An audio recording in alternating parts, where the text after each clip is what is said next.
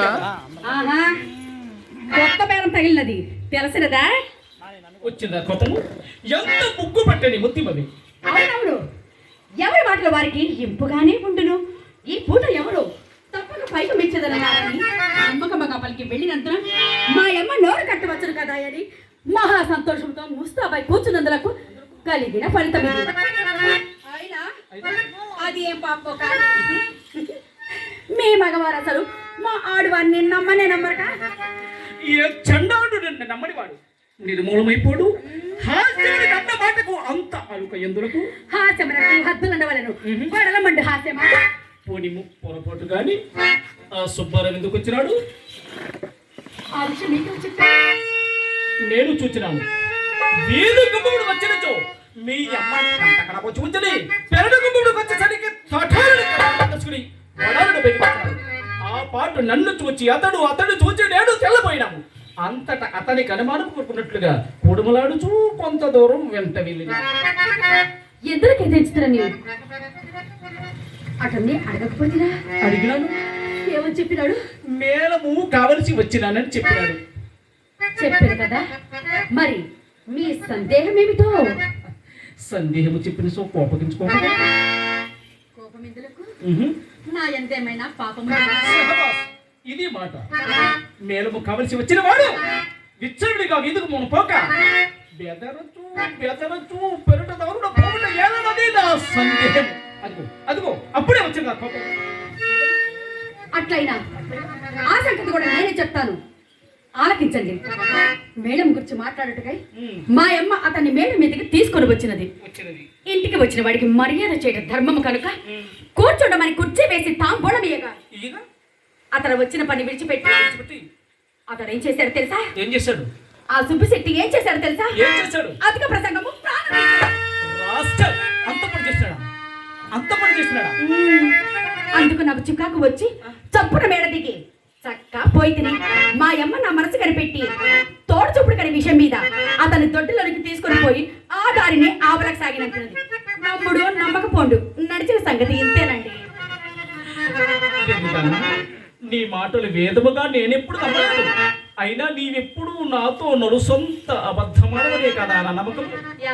ఏమండి? నీ తోడనే కాదండి, నీ ఎవరి తోడను అబద్ధమాడను. చింతామణి ఈ కులంలో పుట్టవలసినది కాదు అని చిన్నలు పెద్దలు నన్ను శ్లాఘించుటకు ఇది ఏ కారణము? చింతామణి, సందేహమేమి? ఎవరి మాటలో ఎలా? నేను మాత్రము ఎన్నిసార్లు సాగిపోలేదు. ఎందరు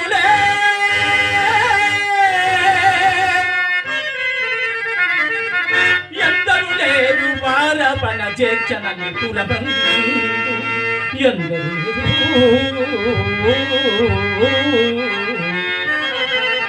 కళ్ళలను కందువ బాటలను పిటులగా చేయుచు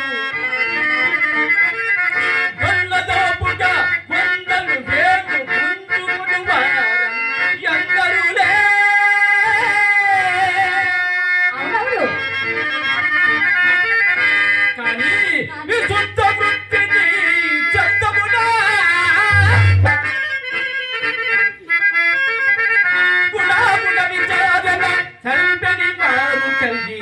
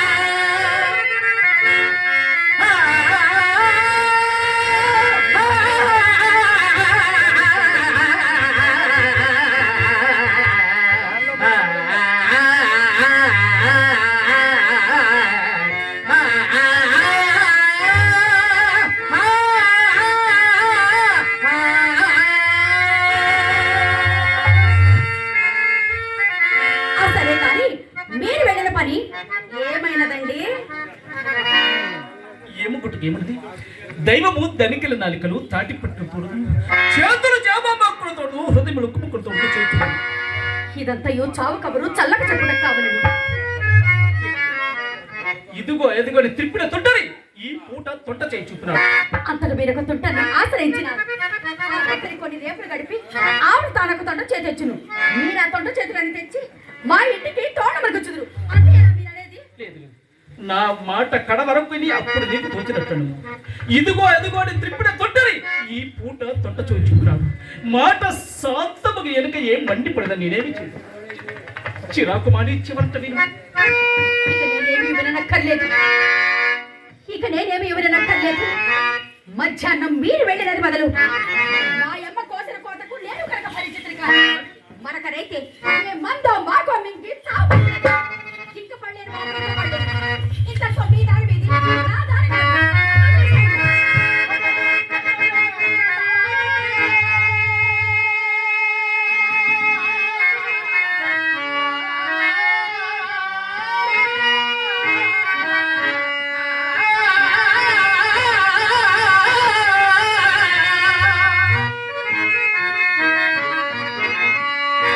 అమ్మయ్యో చింతామణి, నీవు లేనిదే నేను బ్రతుక కదా, నీవు లేనిదే నేను జీవించగల. చింతామణి విడచింది బంధువర్గముల, విడచింది బంధువర్గముల వీడితి కుమితులను